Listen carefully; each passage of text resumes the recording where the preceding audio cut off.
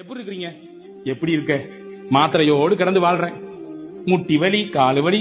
வியாபாரம் எப்படி போகுது பாருங்க, கேட்டு பாருங்க.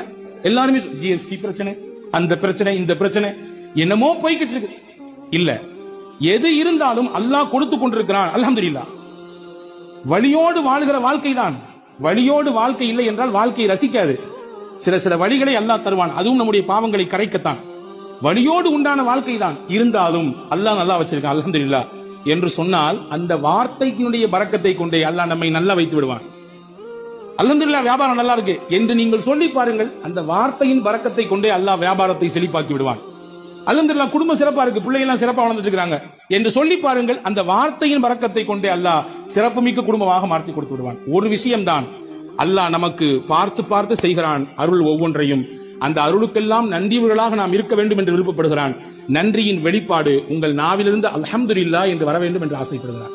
எனவேதான் பெருமானா சொன்னார்கள், துவாக்களில் சிறந்தது எது தெரியுமா? அல்ஹம்துலில்லாஹ் என்று சொல்லுவதுதான். இதை விட பெரிய துவாவே இல்லை நாங்கள் சொல்லுவோம்.